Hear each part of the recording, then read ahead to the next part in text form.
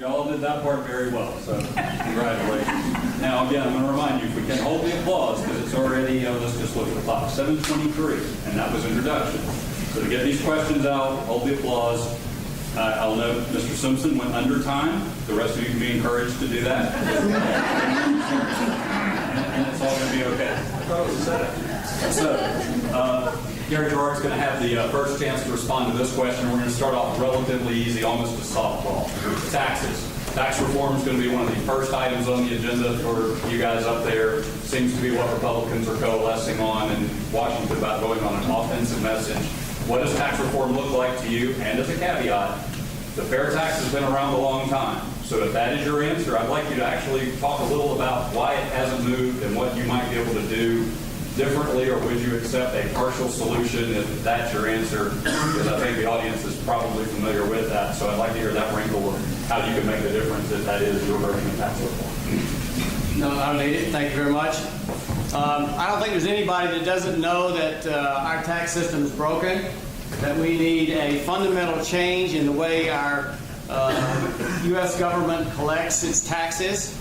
The question is, what's the change? There are two proposals which I think I would vote for under any circumstances. One is the fair tax, one is the flat tax. I personally prefer the flat tax, and I know that many people think that the fair tax is the better way to go. There are a number of reasons why I prefer the flat tax, but for me, the primary reason is that if you don't repeal the 16th Amendment before you adopt the flat tax, you're going to end up with both of them.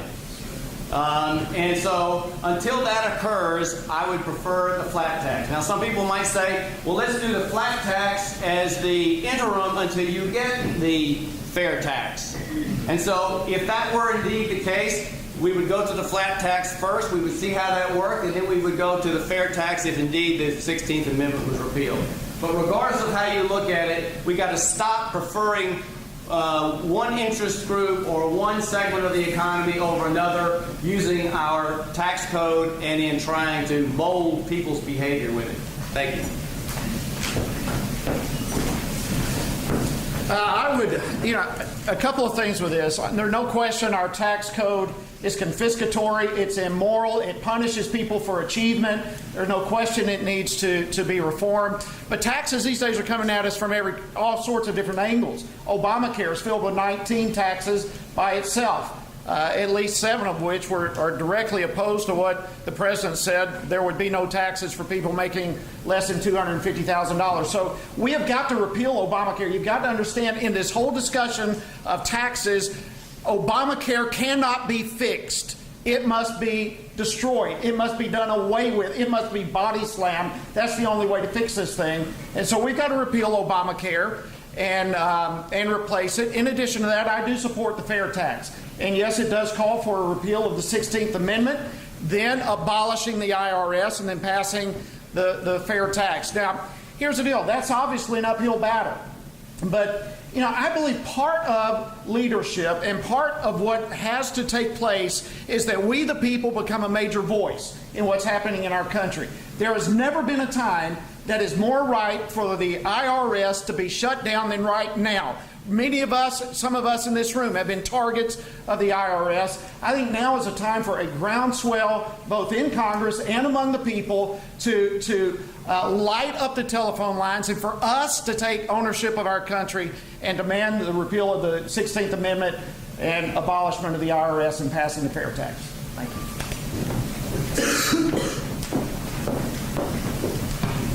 Thank you. I absolutely do support the fair tax. We have to have tax reform. I know most of us all know in this room, though, we don't really have a taxing problem. We have a spending problem in this country. But I support the fair tax, and now's the time. Whenever we see the IRS has become a political weapon that the president has used against conservatives, now more than ever, I believe, is the time that we can get the fair tax passed. And we have got to, as citizens, get engaged. Call your congressman. Let the representatives know you elected them to go and be the voice of change and reform, and they will listen to you. The one thing I know as a state representative, anytime, people are always amazed Whenever you think we have an issue on the floor and you think it'd take 100 people to call for us to listen. But no, if I got 5 phone calls from a constituent, I knew I needed to take the time and look into that. So encourage you, please contact your congressman. We need to hear from you. It's important. The fair tax has been out there. I applaud Congressman Linder and Wood all now for continuing to carry that torch. And absolutely, we'd have to repeal the 16th Amendment. But those are things that are important for us to do. You know, and it's time. We've got to have legislators. We need to elect people that are willing to step out there and do something and not just run for office because they want to be somebody. I'm running for office because I want to do something, and fair tax, implementing that is one of those things that I intend to do.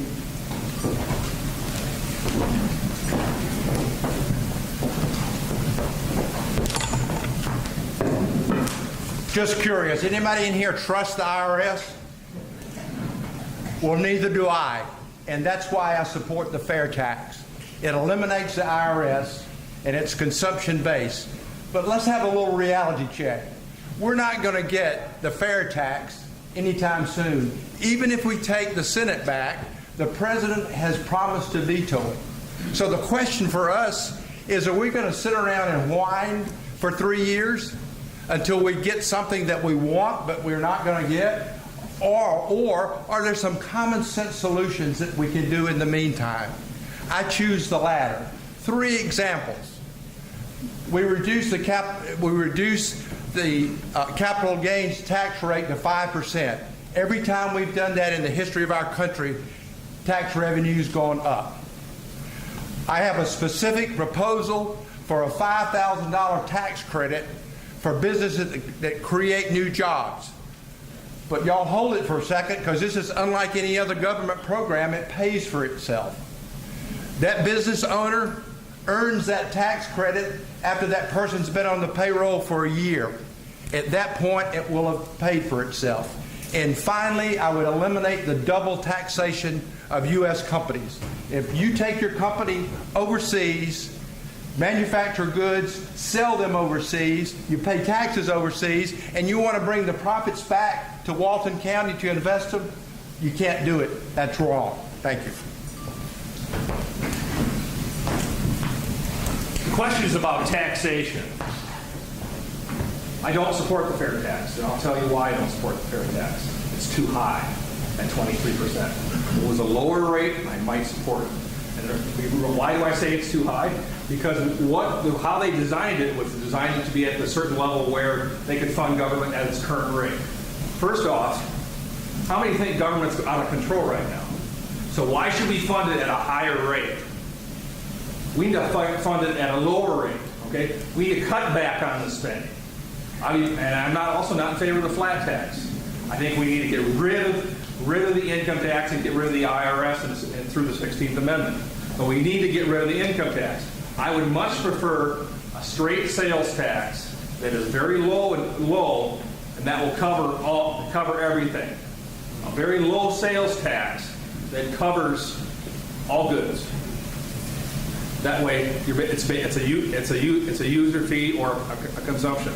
Whether you eat steak or you eat hamburger. You eat steak, you pay more. You eat hamburger, you pay less. Everybody's got to eat though, right? That's what I'm in favor of. We need to make sure that we elect people who are going to go up to Washington, D.C. Now, I talked about firing the speaker. There's another thing that's called the Hastert rule. And what that is the only way that legislation can get to the floor is that a majority of the Republicans in the caucus have to support it. I would use that just to stop bad spending in Congress. Thank you.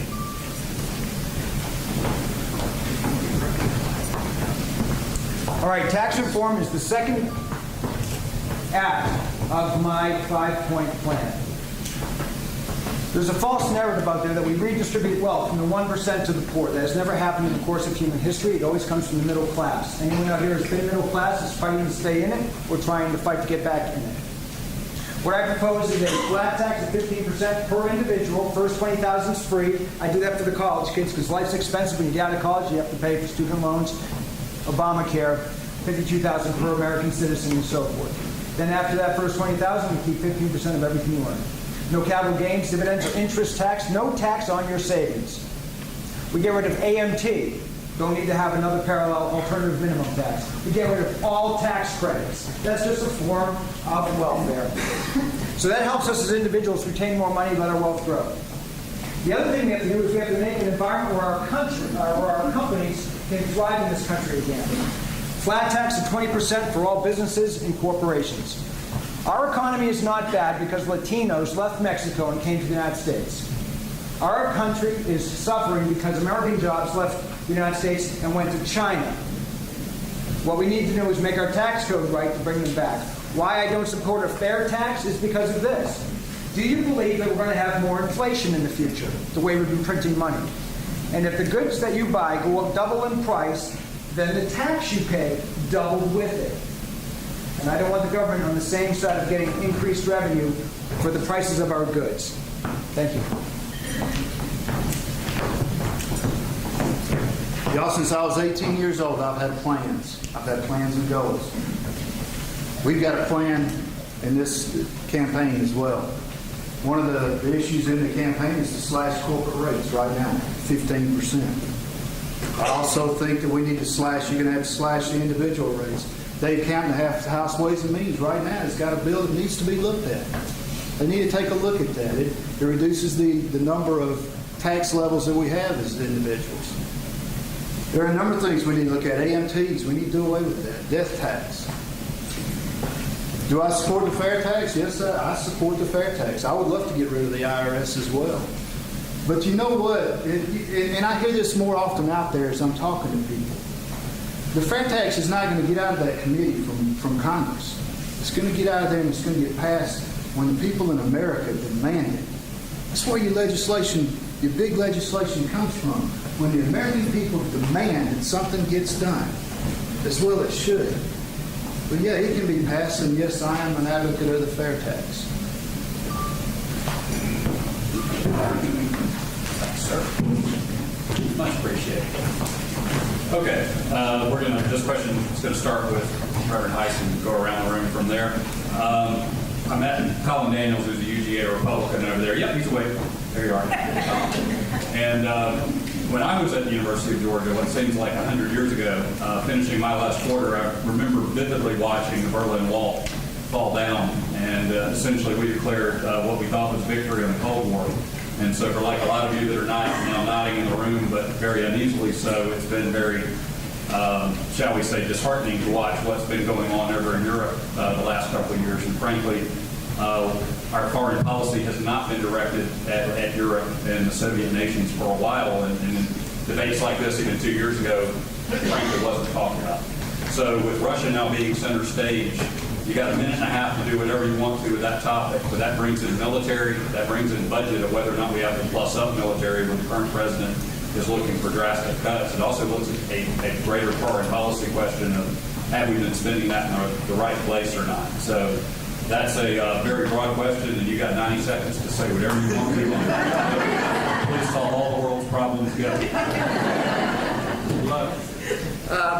Well, to begin with the military, that is one of the 18 areas in the Constitution that we are required to deal with. We are required to have a strong military, and so there's no question that has to be a priority, and it needs to be a priority in our budget.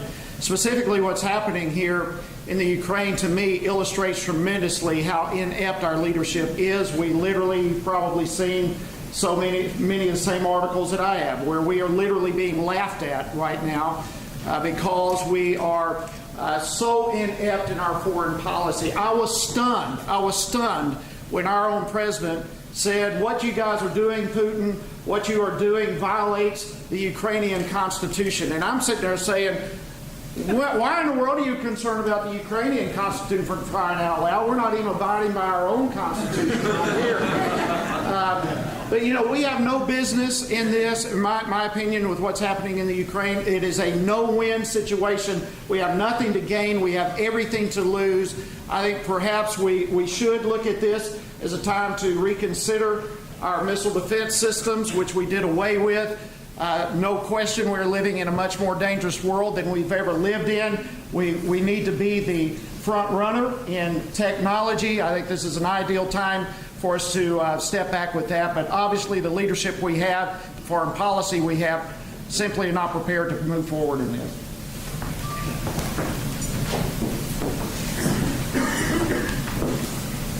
Now, we look across and see what's happening across the world today. We shouldn't be surprised.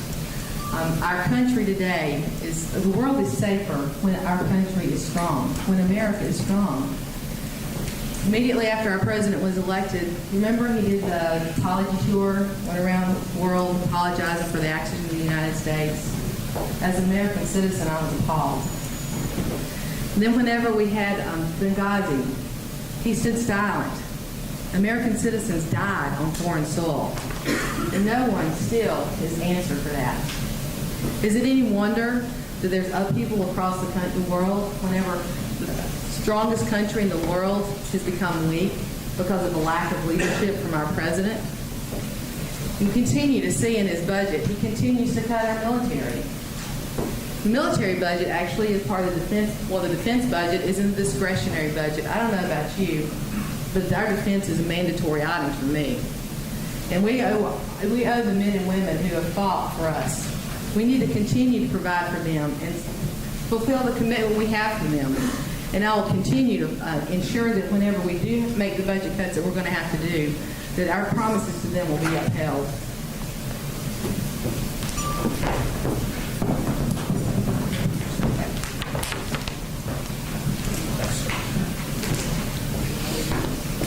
Charlie, that was a great question. In fact, I was in Germany when Ronald Reagan said, "Mr. Gorbachev, tear down this wall."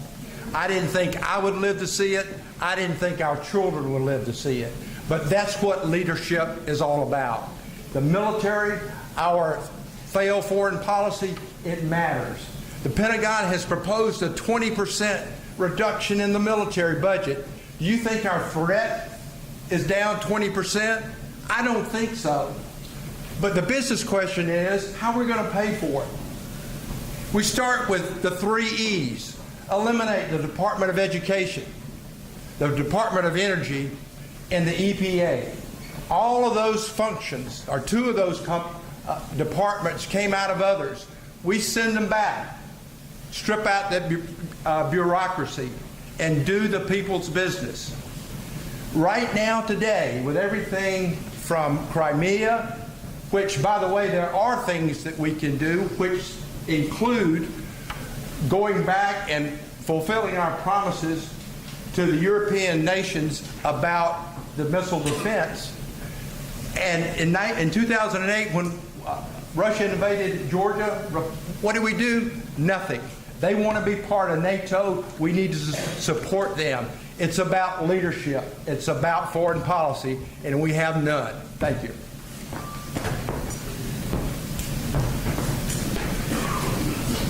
I believe the question was about Russia and what you're going to do about Russia.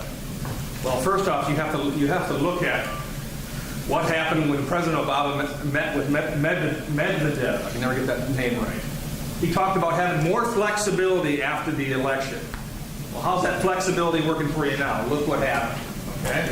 What we have is we have weak leadership in Washington, D.C. President Obama is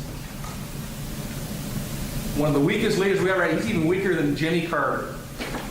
And the only way that we're going to be able to correct things the proper way is we have to elect people who are going to demand conservative, strong leadership in the House of Representatives. And what are we going to do about Russia? Here's what we do about Russia. We show them our resolve. And we show them our resolve by not being weak-kneed, by putting a line in the sand in Syria and then stepping back, or putting a pink crayon in Crimea or Ukraine. NATO is weak because we are weak. The alliance is weak because we have not stood up for Poland and put missile systems in Poland when we promised them in the first place. That's why Putin sees the opportunity to increase the Russian Empire. We need to elect strong leaders up in Washington, D.C. who will go up there and upset the apple cart and say, enough. strong defense for the United States. That's in the Constitution, and we need to do that. Thank you. All right, I have a minute and a half. So what I'll say about this, first of all, about Russia, this is a systemic problem. It goes back to our foreign policy. There's two parts of foreign policy. There's the policy that you have, and there's the way you practice and implement it. Okay, I won't get into that. Our biggest problem with foreign policy right now, though, is referred to as moral authority. We've lost that around the world. What moral authority is tells your friends, neighbors, allies, and enemies what you're willing to fight for. I love the way it was phrased in January of '61 with John F. Kennedy.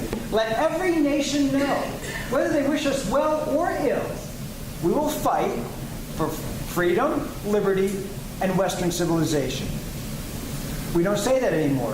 What do we fight for? You hear it all the time, but you don't even remember it. Economic prosperity, regional security, security cooperation. That's our problem. Our enemies don't fear us because we don't tell them what we stand for. Our friends, allies, and partners don't trust us anymore. It isn't so much what Putin thinks about us right now that concerns me, it's what does the European Union think of us.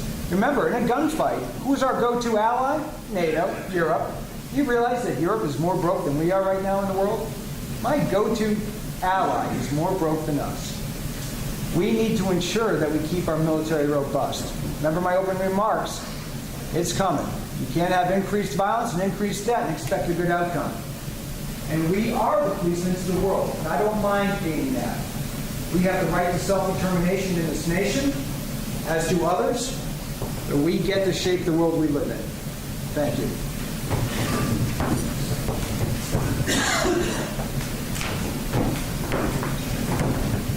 One of the core responsibilities of our federal government is the defense of the citizens of this country and our country. You know, now let's take a look at what's going on. Well, what's going on is we've got leadership from behind. So we've got weak leadership. We've got a weak economy. Thank goodness we've got a great military. You know, when Reagan was around and destroyed the Soviet Union, he did it with leadership, a strong economy, and a good, strong defense. Right now we're missing two of those three. And let's take a quick look at Ukraine. There's no immediate us there, so I don't agree with military action there. Sanctions, that's fine, that's okay.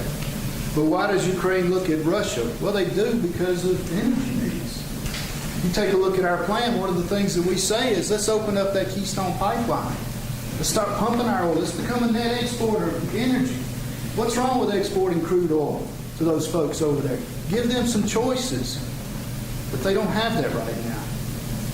And the United States projects a real path of weakness. And we've got to change that. We can change that through a good, strong economy and new leadership. Thank you. Ladies and gentlemen, how did we win World War II? We had an economy that could supply our brave troops endlessly against the Nazis. Bravery and a strong economy. How did we win the Cold War? We spent Russia into oblivion. We had the economy to do it.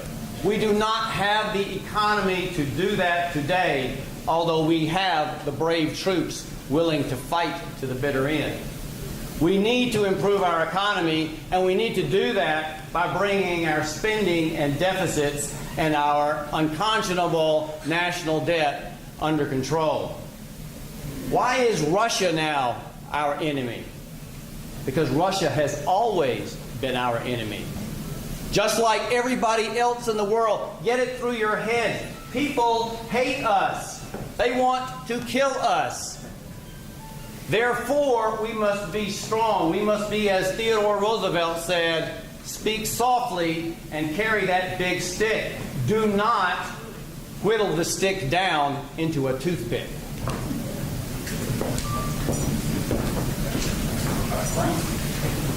Okay, those are the softballs.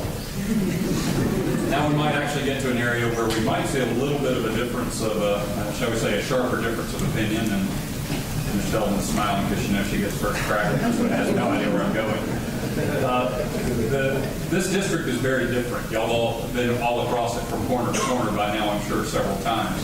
There are parts of it that are kind of suburban, but it's generally very rural. And what I know a lot of my neighbors in suburban Atlanta don't always understand is the number one industry of this state is agriculture.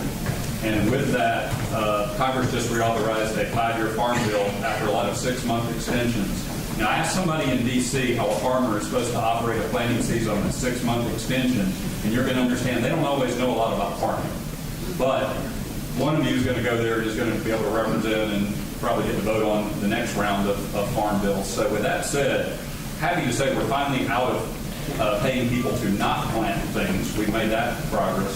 But can you talk about how the farm bill is important to the people of this district and what you like about it and or what you don't?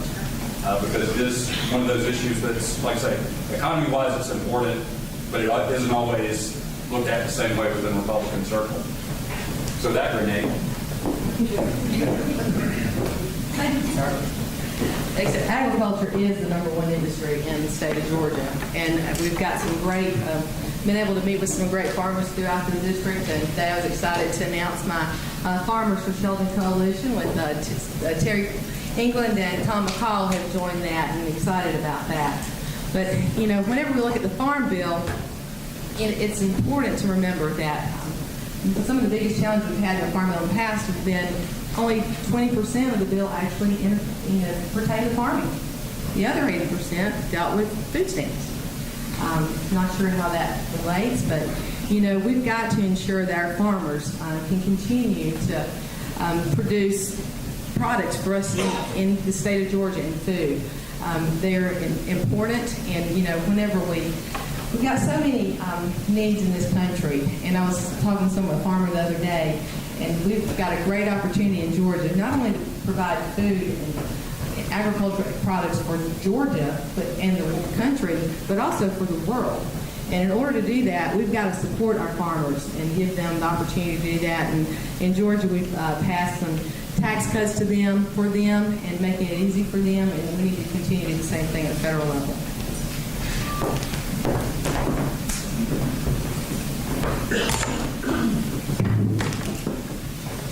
I'm not a farmer, but my wife, and she's here somewhere, I don't even see her. Where's Susan? She left. Susan and I have been married 41 years. She grew up on a farm in Statesboro. There she is right there. Farming is the number one industry in Georgia. $72 billion a year. And when we support farmers, we support business. The Farm Bill is important. It's roughly $100 billion a year. 80% of it goes to food stamps, 5% of it goes to conservation, and only 15% goes to support the needs of the farmers. And if you think that isn't one of the biggest gambles in the world, farming, if we don't have a farm bill, the small farmer is gone. The real issue is, years ago, it was tagged by the liberals, if you want a farm bill, you've got to have food stamps. We need to change that. But we can also support the farmers by eliminating the EPA. The regulations on the family farm, from everything from pesticides to herbicides, is killing the farmer. Georgia needs farming. America needs farming, and we need leadership. Thanks.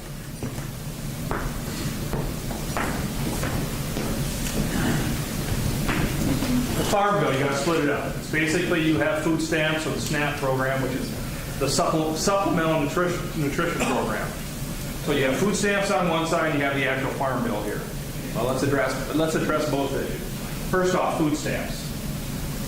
Under President Obama, we've increased the amount of people on food stamps from 33 million to 44 million people. Bad.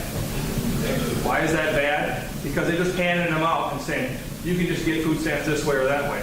It doesn't even come to qualifying for it. You know how you fix food stamps? You make people work for it. If they want to get food stamps, they got to work. They got to do something in the community to be able to get the stamps to redeem the food or actually get the food, whether it be beans and rice, and live on beans and rice until they can work off of that. Now it comes to the Farm Bill. Farm Bill If you look at my card, one of the last thing you say is agricultural independence. Farmers are one of the most independent people that you have out there. I grew up in rural Minnesota. I grew up in a small city, but I did tons of work for my uncles out on the farm. I think my arm still goes like this from all the baling I used to do. If you want to fix the farm bill, you got to get help, do what you can do to make farmers more independent. How do you make them more independent? Make sure they get a good price for their goods. And also you work on our trade policy to make sure we can sell our goods everywhere. Thank you.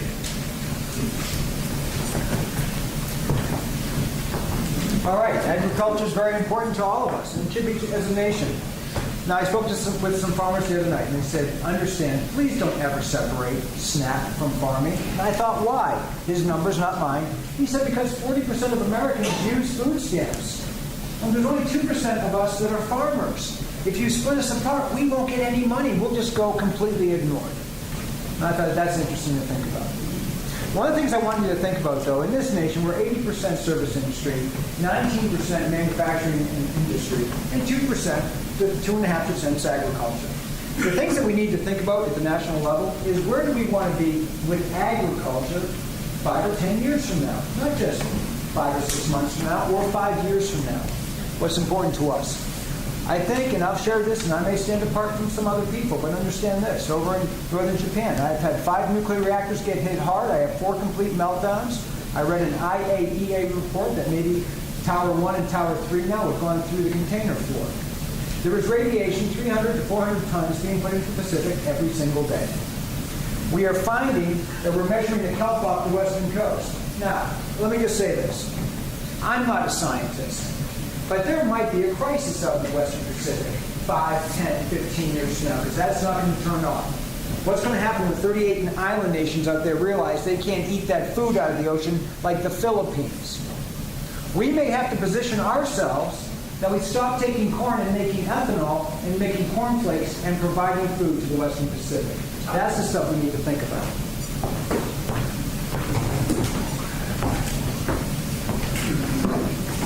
Grab the microphone. I'm not sure everybody can hear me. You're right. This is 25 counties, very diverse. We register people up here. We register cows in South Georgia. Let's see. Okay, bad. Listen, the Farm Bill, it does need to be broken up. Part of our plan, entitlement reform, food stamps. What's wrong with requiring people on food stamps to work?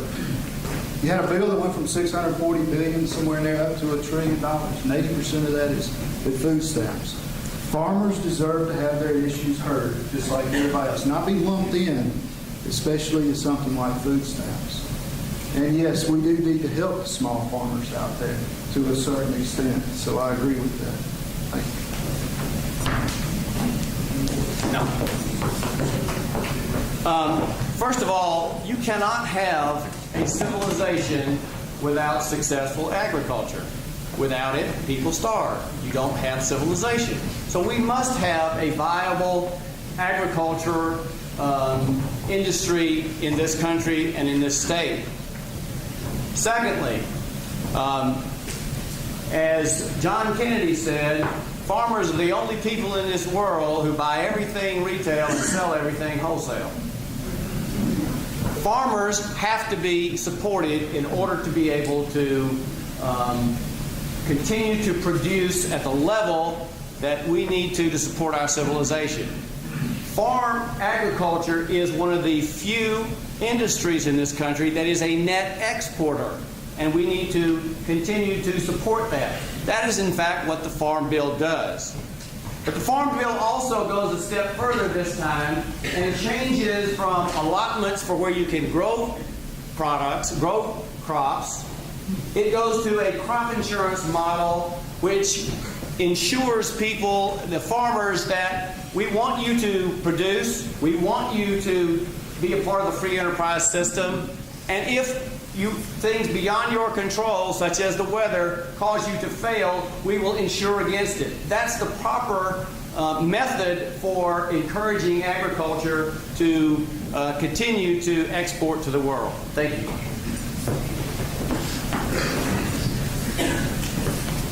You know, to me, the farm bill is not a farm bill. The farm bill is a food stamp bill.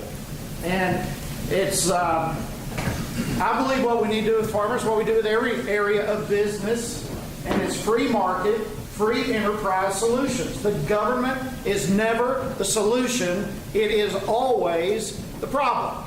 And I think the best thing in the world that we can do for the farmers is get the government off their back, just like we need the government off the back of every small business and every business owner. Free enterprise, free market, in essence, provides guidelines, but it keeps the government out of the way. It is my belief and my conviction that if the EPA is off the back of farmers, if government is off the back of farmers, farmers in this country with free enterprise principles and thinking and entrepreneurial concepts will be able to provide enough food not only for this country but for the entire world in ways that we have never seen before. I think so. My answer with this is like every area of business, we need government out of the way. We don't need a farm bill. We need free enterprise principles. We need government to get out of the way and let the system do what it does best. Okay. This question is for Mr. Simpson, and keeping with our theme of keeping it local, as well as maybe finding a little difference of opinion. First, let's start where I know we all agree, but I want to stipulate that before we spend 90 seconds saying everyone up here is against Obamacare for repeal of the ACA. Is anyone in any way differ from that before? Okay, stipulate. We all don't like the Affordable Care Act. We've got a problem in rural Georgia specifically that was here before the ACA and certainly here with ACA.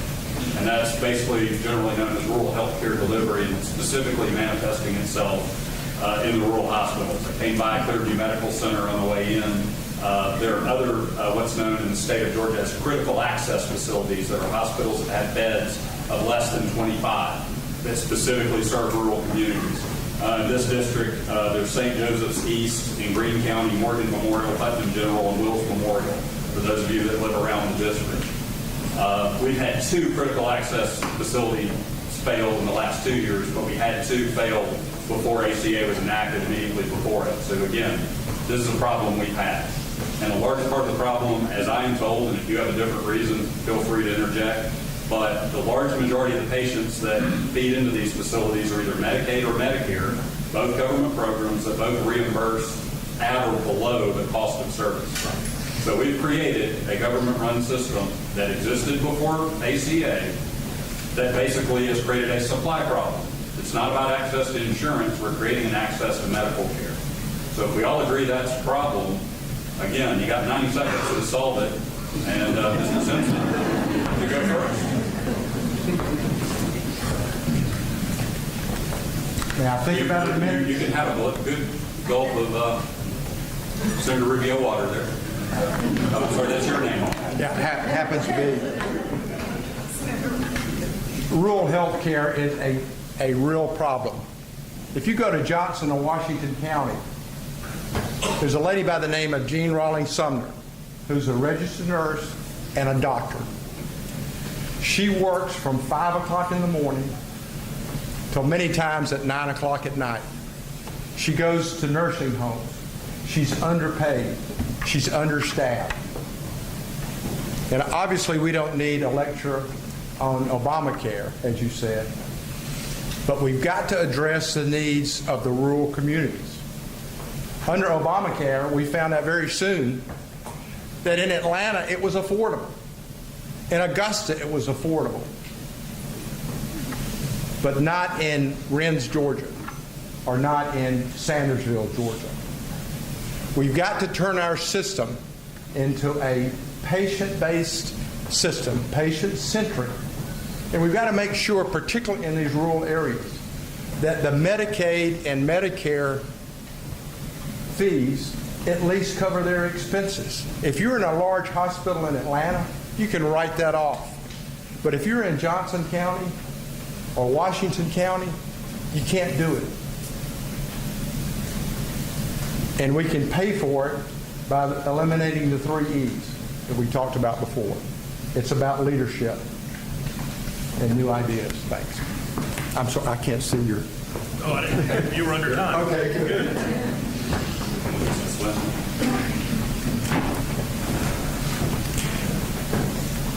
Medicare, Medicaid. It's a flawed formula. The fact of the matter is that you get paid differently than you do in the big city than you do in a rural hospital, as well as we get paid differently what you get paid in Georgia versus what you get paid in the state of New York. There's a funding problem there. That's number one. You get paid a lot more when you're in New York than you do down here in Georgia. That's number one. You got to make sure that there's equitable funding for everyone. But the main thing we got to do is we got to make sure that those who are getting Medicare and Medicaid are getting good service, but also that they show up for the service. My wife is a physician. She works over at GRU, Georgia Regis University, and she sees tons of Medicare and Medicaid patients. And one of the things that you find out is they never show up for appointments. But you slot them for that appointment, but you never get paid for that appointment because they don't show up. So that's lost revenue to the hospitals as well. So we need to make sure that we have, make sure that the Medicare and Medicaid patients show up, they get paid properly, and that the rural hospitals get reimbursed. And then we need to look at how we can provide better services. Well, obviously, one way to provide better services is to make sure that we have better preventive type care things and wellness type things. I think we did that. Even just started that up on the Medicare and Medicaid front, you would lower the overall cost in that area because of that. Because you're feeling healthier and feeling healthier, and it's better for you. Thank you.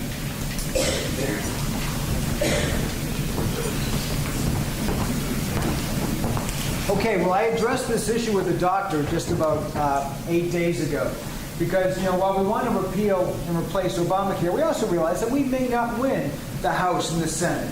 And if we do, we may not have the votes to override the pending veto. So then what is next? And so what I've tried to do is in my plan, remember I had that flat tax of 15 and 20? We recognize that with Medicare and Medicaid, doctors aren't getting paid as much. My for-profit hospitals aren't being reimbursed as much. The small rural clinics aren't being reimbursed as much.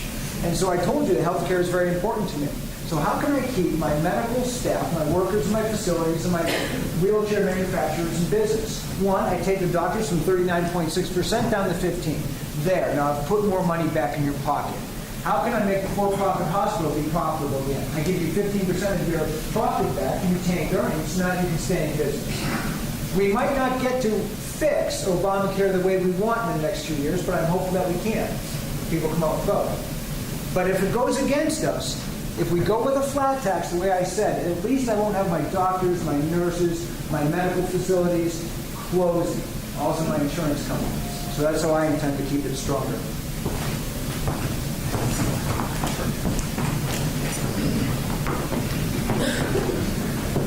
The only part of that Obamacare I want to keep is a bad memory. And a lesson learned that we don't need to pass a bill before we learn what's in it. We were at Walton County Chamber banquet a few weeks ago, maybe a month ago. Sat with the hospital administrator. He said, the number one problem that we're having is not Medicare and Medicaid, but it's high deductibles. And it's all due to Obamacare. People are coming for services, but their write-offs are due to high deductibles. People that are coming but now that their new insurance is in and they can't afford the deductibles. Real simple. It's not rocket science up there, y'all. How do you fix this problem? It's called jobs. Jobs. You get jobs going in this country, you get people off Medicaid. I firmly believe the majority of the folks in this country want to work and they want to provide for their family. But we've got to have an economy to do that, and we've got to have jobs available. Thank you. Ladies and gentlemen, we have a fundamental problem in this country. And it's very simple arithmetic. We spend per capita $8,000 per person on health care. And I don't care whether you call it insurance, Obamacare, or Medicaid, or Medicare, that's still $8,000 per person. And so if you're looking at how that gets paid for, who's going to pay for it? You're going to pay for it. The question is, how are you going to pay for it? Now, the question as I understand it is, how do we make it so that people in rural communities will have access to health care even though Medicare and Medicaid is not paying sufficient amounts of money? I don't have an absolute solution to that, but I'll tell you there are two ways to help address the question. Number one is we need to improve our public health offices where doctors and nurse practitioners will have the ability to treat in a preventive way as many people in the local areas as possible to hold down diseases as much as possible, preventable diseases. And second, we need to be able to get people to have advantages so that we don't have to spend the vast majority of medical care on the last 6 months of life. Thank you. You know, we're often told that the Republicans have not offered an alternative to Obamacare, and that's simply not true. Tom Price has a bill, H.R. 2300, has a lot of good stuff in it. Our own Congressman Paul Brown has put forth a bill, the Patient Option Act, H.R. 2900. And as I understand the question, the issue here is indigent care. What do we do with those who can't afford to have medical? And here is the deal again. Free market enterprise is the answer. Free market thought comes up with ideas. And Congressman Brown's bill, the Patient Option Act, has in there, among other things, this concept I think is brilliant. It says, what if we allow doctors to have a tax credit, a full tax credit for serving people who cannot afford medical bills or whatever. So you have a person who can't afford it, comes in, a doctor gives them free service. But in return, he gets a free market enterprise benefit of a tax credit. He gets a full tax credit. Now, if we did something like that, you would have doctors 1 day a week, 1 day a month, a couple days a week, whatever it may be, by their own choice, they would be providing free, professional, quality health care to people who cannot afford it. People would be getting good health care, and the doctor in return a tax credit. Again, free market enterprise always works. When government tries to provide the solution, it gets messed up.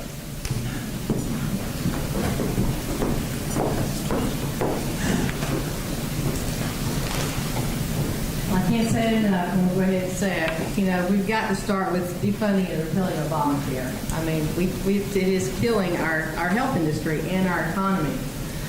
You know, whenever we see what it's doing to our rural hospitals, I'm extremely concerned about that. But I also know the answer to that is free market. And it's a little frustrating, actually very frustrated, when I look and see in Washington, D.C., as Republicans, we failed. This was an issue that's been on the table for a long time, and we talked about it, and they talked about it, and they debated. But instead of actually coming together and thinking about us, thinking about the future and the next generations, they refused to come together and coalesce behind an issue, behind a solution. They refused to come together and create a free market-based solution, patient-centered. Anybody here remember the day when you actually got to choose your doctor? Yeah. You got to choose your insurance company. As a mom, it was important for me to have the opportunity to choose what doctors I was going to send my children to and my family to. We have got to get back to that. Now, under Obamacare and under a lot of insurance, there's so many mandates. Let's eliminate the mandates. Let you as citizens decide what you want to have, what you want to insure yourself for. You're 65-year-old, you need pregnant, maternity? I don't think so. There are many things that we can do, and we have got to provide a free market, patient-centered answer to this solution.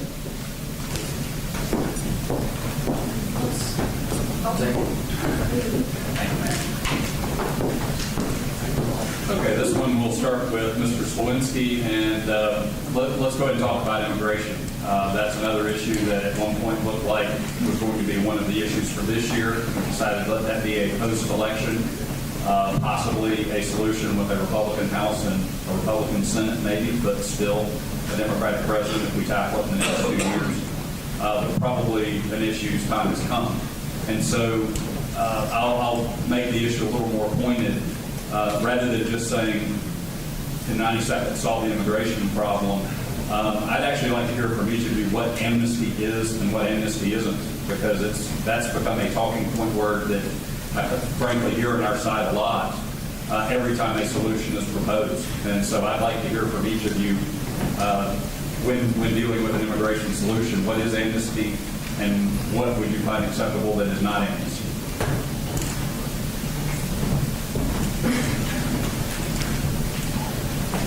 What amnesty is and what amnesty isn't. Well, what amnesty is basically having someone coming across the border illegally, and we allow them to stay here, and they don't have to pay into the system at all. They don't have to pay any taxes. They don't have to support the system, and they live off of our goodwill, whether it be food stamps or anything like that, any government services. Okay? What amnesty is making sure that everybody who comes to the United States comes through the same door. I would say like an Ellis Island type immigration type system, that everybody comes through the same door and they all follow the same rules. That's what amnesty is, and that's what we need to get back to. We need to secure our borders through the rule of law. What we got in 1986 with the grand compromise between Tip O'Neill and Ronald Reagan was, hey, if we get amnesty and we allow these illegals to come into the country, we'll secure the borders. Well, they got amnesty, but we didn't get secure borders. We need to secure our borders in the United States. That's the first thing we need to do, and then we need to develop an Ellis Island legal immigration type system. But we also need to make sure that we bring in, we bring in people that are highly educated, that will help our country to grow. And we can do that through different types of a visa system as well. Thank you. All right, I'm not going to try and define it because there's many definitions and we're all going to disagree anyways, all right? So I'm going to take the other side of this. Understand, I solve problems given the situation at hand. Not the way I want it to be, but the way it is. I have over 12 to 15 million illegals here, and that's more people than live in the entire state of Illinois. Busting them out of here is not going to happen. I know we want to build a wall. I've been hearing that since I got commissioned under Ronald Reagan. We've had a war back in 2001 kicked off, and we had money back then. We haven't built the wall. But we can't have security. Here is my plan, and I'll let you decide if I am conceding the ground or not. But understand this, if we want to win the conservative war of ideas, like everyone said at CPAC, there are going to be some battles we have to concede, kind of lose, but on our terms. And I don't want that amnesty, or whatever you want to call it, cost us anything to let them stay. So understand this. Here's what I do. You've got 3 years. From the time you sign up until you get to become an American citizen and given full citizenship, you're going to learn basic English. You're not going to commit a crime. You're going to stay out of gangs. You're going to pass the immigration exam, and you're going to pay me $3,600. That's $100 a month. That's $3.40 a day. That's the first half hour of work. If I get 10 million illegals to sign up for that plan, that is $36 billion. I give $12 billion to the federal government, and that $12 billion can secure the border. Remember, that fence was supposed to cost $600 million.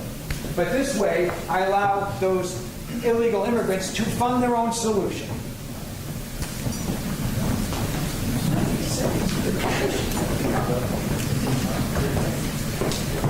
Amnesty is allowing people to stay in the country no matter how they got here under some sort of deal. And I'm not for amnesty. I don't care who you are or what you think. Just because you don't like the law, you don't break it. And that they were breaking the law. What do we need to do? First of all, we need to secure our borders. We need to add on the border patrol on both ends so that we can help secure that, not only with a fence. We also need to help our ICE agents. We need to add on to them so that they can help catch illegal aliens. Then we need to modernize our process on how we allow people to become citizens. I mean, we got people that's been waiting since the 90s. It's 2014. Technology is there. We also need to improve our migrant worker program for our farmers. Modernize that. But I am not for amnesty anymore.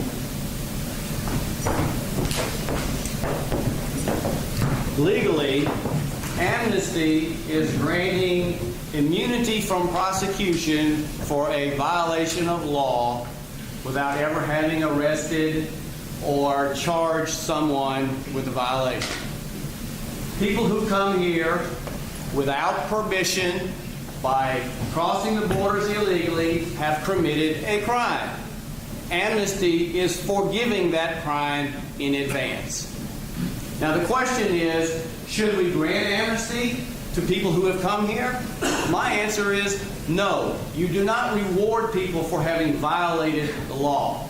Eugene Yu used to be in the Senate race, and he came from Korea, and he used to say, I am offended that you would consider granting amnesty to somebody when I came here by the correct, proper way. Granting amnesty is an insult to those who have abided by the law and come here legally. Are we going to lock them all up and send them back? No. But we need to grant them the kind of visas that we grant to people all the time to come here and work, and let them pay their taxes and their Social Security and every other thing that goes with being here legally, but do not let them become citizens unless they go home and come back legally. Okay, that's a pretty good definition. Amnesty has to do with granting all the rights and privileges of citizenship to someone who came here illegally and doesn't belong to be here. I think in this whole argument that we're asking all the wrong questions. The question really does not concern what's in the best interest of the person who's here illegally. The question is, what's in the best interest of the United States of America? This is our turf. This is our country. What's in the best interest of the taxpayer? What's in the best interest of those of us who are here legally? Those are the questions that need to be asked. It is a public policy issue. It is a national security issue. And the question should not be revolving around what's in the best interest of that person who is here illegally. So, obviously we have got to secure our borders. It makes no sense in the world that a country like the United States of America is so weak at securing our borders.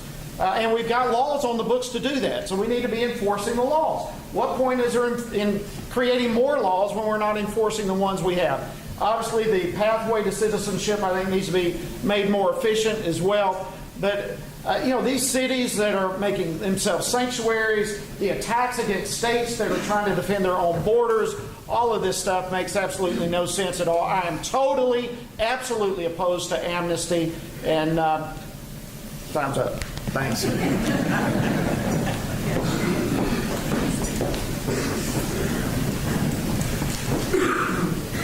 I am opposed to amnesty, and I fully believe the first thing we have to do is seal our borders.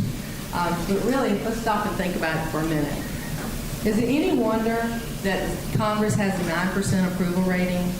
Tonight we're talking about an issue that we've been discussing for how long? And they still refuse to address it and create solutions. It's time we elect people that are willing to do something and not just be somebody. When I served in the State House, we passed one of the toughest illegal immigration laws in the nation. And we have got to it's time to address the issue. Whenever we look and see, right now, our borders are wide open. But when anybody been to the Atlanta airport lately? TSA, we have to go through that screening. So it's important. We're American citizens, and that's expected of us. But we've got to work on our exit entry process. Many people that get a visa, they come over, and they just get lost in the system. They just can't keep track of them. And it's important for us to know where these people are. We got to ensure that our farmers have migrant workers. We need to improve that. And I absolutely support anything that you have to do. You need to go back to your home country in order to become a citizen of the United States.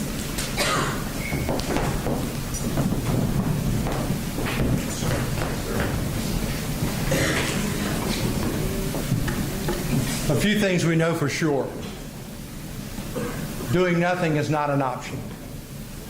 We have to secure our borders. It's tough. I've flown part of that 2,000 miles of border on the south. But this is America. We can do anything. I don't believe in any blanket amnesty, and any program must include people going to the back of the line and getting in under the same program that people already do legally. Forgive me. But I'll also share with you something else. that we have multiple federal agencies trying to help secure that border. I submit to you, if there was a problem with the Walton County and the Barrow County border, there's nobody in this room better qualified to secure that border than Sheriff Joe Chapman. And the same is true on our southern border. We've got federal agencies conflicting with the local sheriffs. We redirect that money to where it's best used most efficiently to those local sheriffs on the southern border. Back to me. Okay, we're going to go to one of those issues that, again, y'all are most likely going to have to vote on pretty soon when you get to Congress, assuming we do one of those Farm Bill 6-month extensions we talked about. This one's a little easier, and that's basically on the transportation and the gas tax. Mike Smiley deal with us, pay a few of those.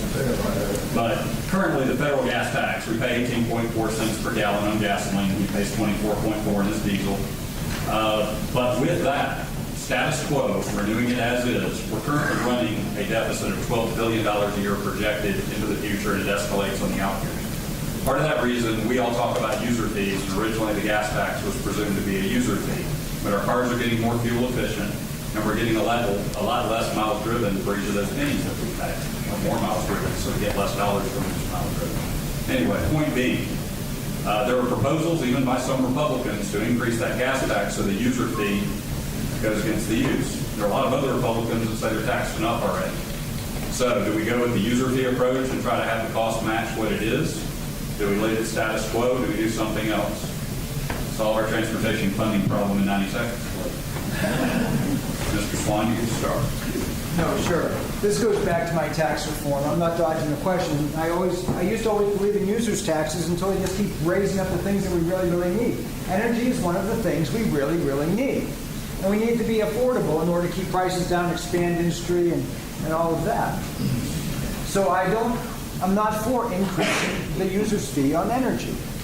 I think one of the problems with with energy right now, we produce more oil than we ever have in the past. And I know that we're all worried about the Middle East and so forth and why we're there. You know, we need to find some alternatives to get off those fuels. So I think we need to start looking at some others like coal and propane and natural gas. The idea that if we keep staying on oil itself, the way that we are, and having the need like Mike does for his industry, they can continue to tax it. And I just find that it becomes an overburden on our industry and on us as individuals. So I'll leave it there. Rise, Mike. We're going to do the first order after the closing. That was great hand. Man, throw me in that rock patch. You know, I'm kind of like Bill Schuster, who runs the Transportation Infrastructure Committee. No, we don't need any fuel tax increases. What we need is more taxpayers. There again, we've got a bad economy. When you've got a bad economy, you're going to get less taxes in. You know, the transportation and infrastructure, the federal highway use tax has paid its way over the years. But when we get into a deficit, you need to reach into your general funds. I have no problem with that. But what I do have a problem with is when you take the federal funds, you don't give us an accounting of what you spent the money on. Number two, you spend 18% of that money on green space, bike trails, and railroad museums. If it's a bad economy, put that back towards roads. Third, we live in 2014. Technology is here. The states each individually collect those taxes. And guess what? Then they send it to Washington. They do their little administrative stuff, take their administrative fee out of it, and send the rest back to where it came from. What's wrong with just giving a block grant back to them? They collected it. They know what they have. And let them use the money. As long as you have minimum guidelines, let them decide which federal highways and which roads to spend that money on.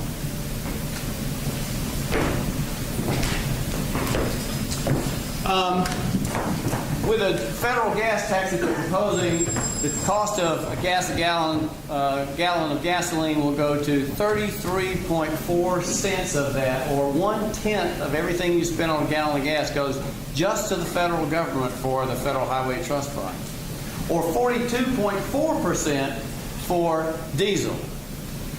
Over 10% of the cost of a gallon of diesel. We're looking at alternative fuels powering our vehicles, such as natural gas. There's no tax on that at this point.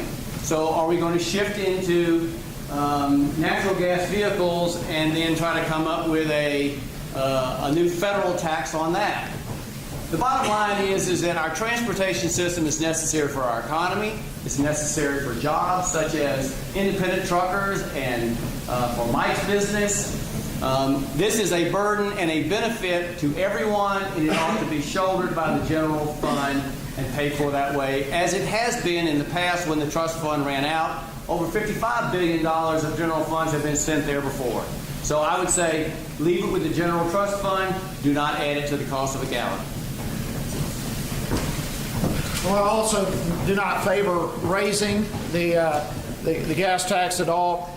This is a constitutional issue. Constitution requires that we have some provision for transportation and so forth, so it needs to be given attention. But like most everything else, if not everything else, this is run more or less with the efficiency of the Postal Service as well. There's so much waste in this. We have the taxes come out of our state to go to Washington. Very little of it comes back to Georgia. In my opinion, every dime that comes from this state ought to come back to this state for our transportation. That is a constitutional issue.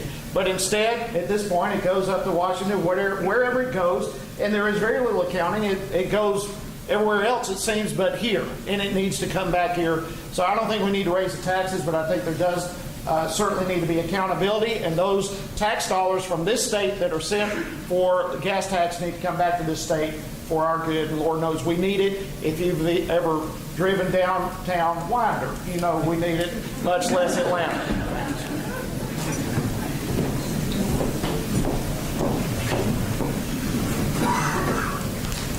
I do not support raising motor fuel tax.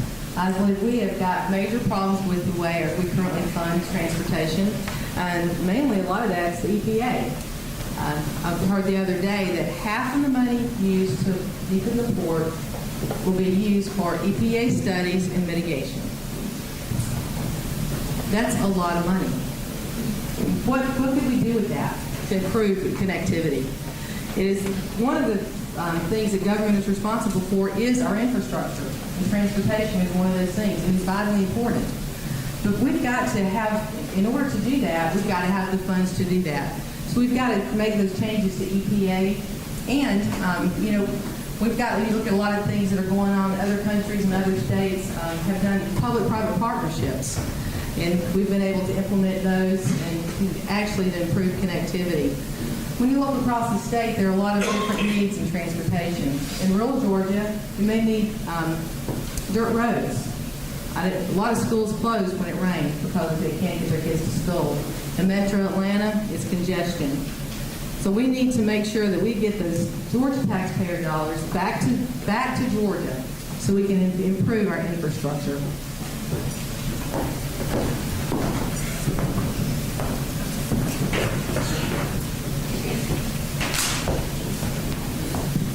We've heard a lot this evening, and we'll hear more. But this still comes down to an issue of leadership, spending, and revenue. So far tonight, I've given you three concrete ideas that we can increase revenue without raising taxes.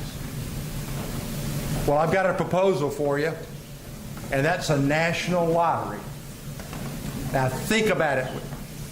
This would be run by the post office, which might scare you, but they're currently running almost a $4 billion deficit a year. 25 cents on every ticket. The ticket costs $1. It's capped. The winnings are capped at $1 million tax-free, so it won't interfere with other lotteries, and it won't cost the taxpayers a dime. Think about it. 25 cents goes to the post office. We can continue to subsidize them or let people who want to buy a lottery ticket. 25 cents goes to the earnings. 25 cents goes to pay down the debt. and 25 cents goes to keep the promises of those aging veterans and our wounded warriors. It's an idea. Thomas Jefferson said, a lottery is a tax on the willing.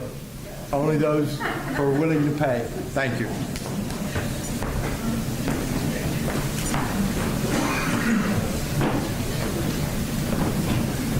Transportation.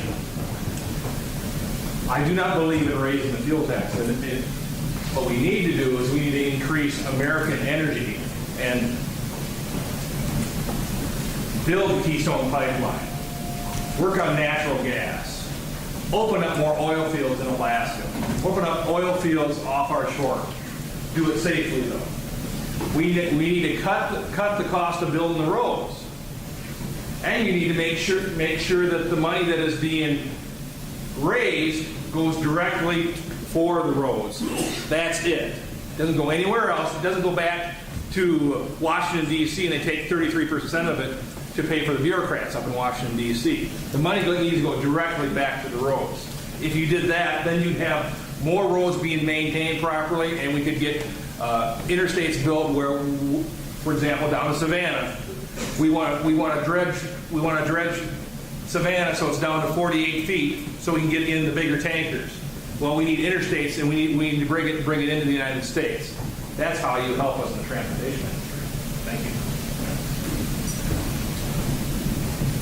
Okay, and we're going to do one more question. That way each one of you will have gotten to go first, and then we're going to do the closing after that. So for our final question of the evening, each of you sits in a very unique position that as soon as you are the nominee of this party, you are a leader in the party. You're already a leader in the party by being a candidate. But as soon as you're the nominee, you are a national figure. Everything you say can and will be used against you. You can choose to use that power for good. Some people use it for a little mistake that they don't. But at the end of the day, how you choose to use your leadership is going to be an imprint, not just on the national government, but as a Republican leader.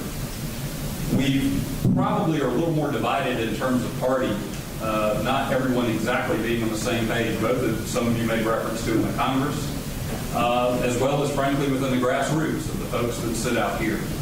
And so with the final question, I would kind of like to hear from each of you as using that role that you'll have that's very unique within both our government and our party structure. How do you ultimately bring this party together under leadership? How do you choose to influence that leadership to make that difference both in D.C., but also just within the general party structure as it relates to the grassroots to start getting everybody back on the same page, if you will? Or should everyone be on the same page, if you don't like the premise of the question? So with that, Mike, what you're first.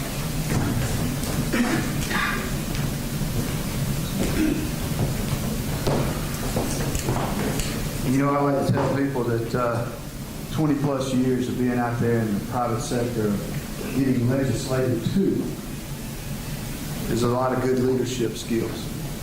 It's tough to make it in the trucking industry. But you see, you've got a lot of folks in Washington that really have never been in business, that really don't understand that part of it, of what it actually feels like. It feels like to deal with federal agencies. Actually feels like what it takes when you have taxes implemented on taxes raised. There's a lot of folks that are leaving Congress, retiring. And it is a great opportunity for new leadership, new blood. And among those, when you go to Washington, you have that ability to project at least what you know in your experience. My experience comes from the business sector.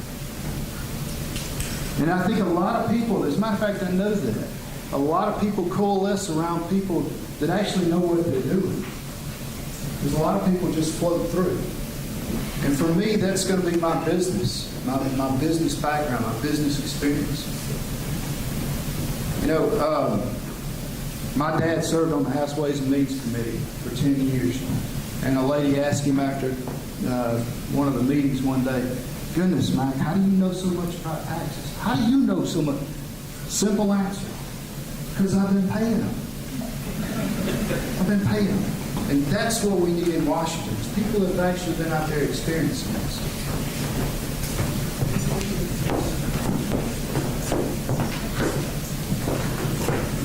What will I do? Same thing that I have told everyone that I will do from the first part of this campaign. This is my contract that I will sign with any voter. This contract says that if I take a salary before Congress passes a balanced budget, you could throw me out of office.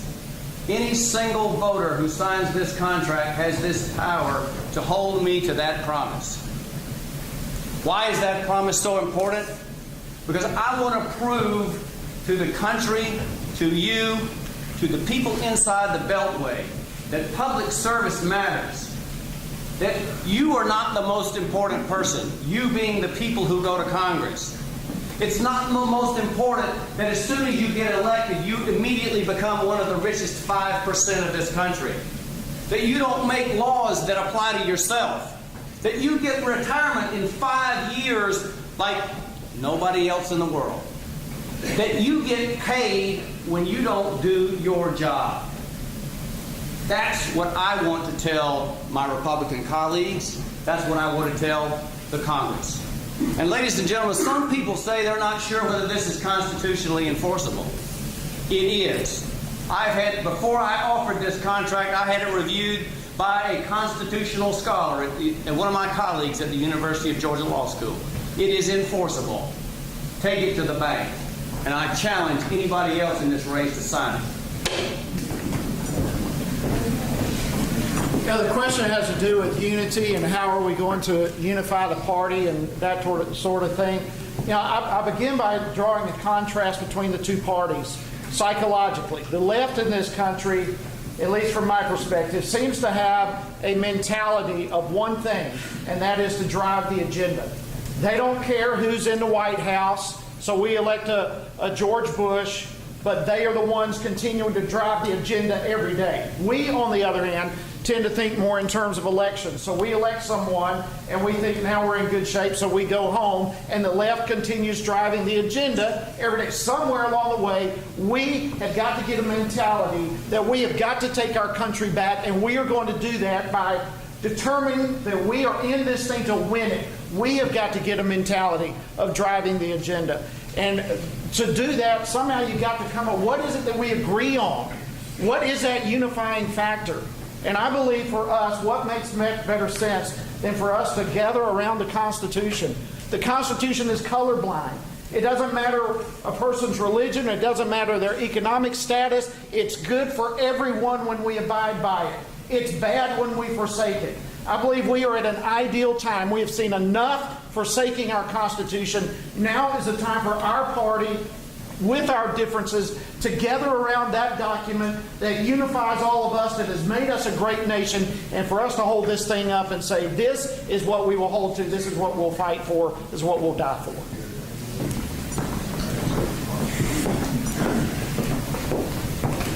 Thank you. That's a great question.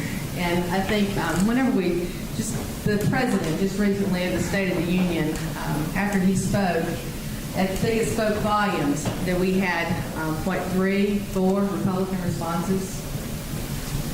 We can't even agree on the response to the State of the Union address as Republicans.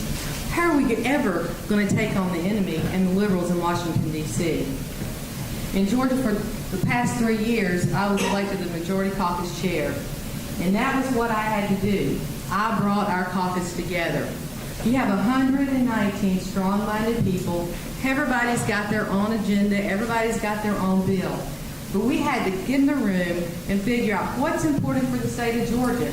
It's not about me. I'm not asking you to like me, to help me, to give me a name, to give me a title. I'm asking you to elect me because I want to do something for you. And that's the message I gave to my caucus members in the State House. And we had to listen. I listened to every one of them. And they all had their concerns. And that's what I will do as a congressman, as a congresswoman, whenever I'm serving for you all. And that's what I'll do between the primary and the runoff and the general election. We need to know, we need the Democrats to know that we in America, American citizens, conservatives, are serious about ensuring that our future generations have the same opportunities and the same freedoms, and we are no longer going to lose ground.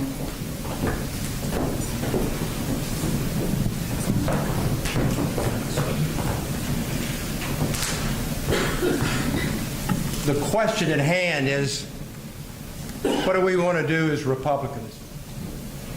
I'm a Ronald Reagan conservative, and I believe in that same big tent.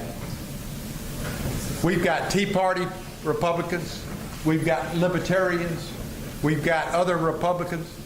I don't always agree with any of these, like I don't agree with my own family sometimes. But our party is big enough to have each one, each part of that. I can see a Tea Party caucus. I can see a Libertarian caucus. And if you elect me, we'll have a common sense caucus. We've got to ask ourselves, what's more important? Do we want to make a statement, or do we want to win elections? And we're not going to win elections by throwing knives at each other's back. This is the greatest country in the world. Our party represents the very best in America. We need to emphasize that. It's about leadership. That's what we need.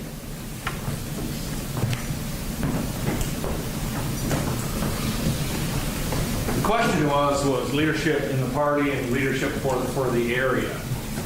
Well, who better to serve, to represent you than someone who's from the base, like myself. I'm someone who's from the base. I'm a local precinct chair.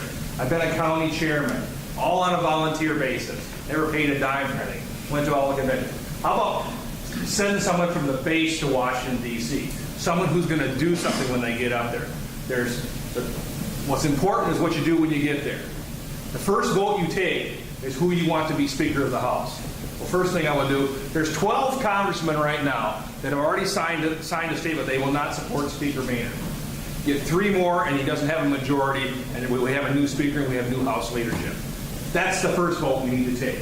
Is we need new House leadership. We need a new Speaker and new House leadership that has a backbone that will stand up to President Obama and start fighting for this country again. The next vote you take is when it comes to using the Hastert rule. It means you have to have a majority to get it out of the caucus. On my card it says conservative, Tea Party, Republican.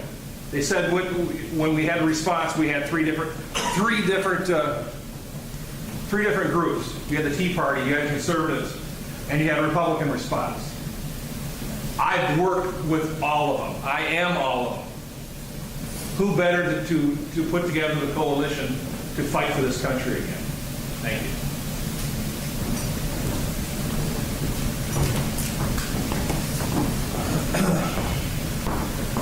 The problem with our nation right now is that we don't know where we want to be in the next 5 years. We've been living so long for the last 7 and 6 years where we start saying, well, let's go 5 months, raise the debt limit. Let's go 5 months, raise the debt limit. We're not solving any of our big problems. We get caught up in individual issues. We've got a spectrum of problems facing us right now, and what I did is I wrote a comprehensive plan that will address them all and fix our nation. I start with immigration. I expand the labor force and the tax base. I go to a flat tax. I bring industry back and I restore the middle class. Because I did that, now I can save Social Security by letting all the young people open up individual accounts where they can put a third of their money and their employers into it every month. And if they choose to, sweep that out towards a mortgage payment and own a piece of property in their later years or have an early retirement. I make the government smaller and step forward. Get rid of the Department of Education. We don't even talk about whether we're going to do with Common Core. We push education back down to the states. I get rid of the HUD. I put that back down to the states. I get rid of 40,000 IRS agents. And at the end, I changed the way that we hire employees into the federal government. We don't have unionized, tenured employees anymore, because that's what's holding us back. I go to 4-year contracts. Teach you your job, let you impress us, and if you do well, I'd let you stay in another 4 years. In the military, we call that re-enlistment. Why do I share that with you? Because I went through the most democratic neighborhood in Athens, Georgia. These are the progressive professors who didn't want to take my push cart, but we found areas to agree on. So that's how we have to start doing things again in this nation.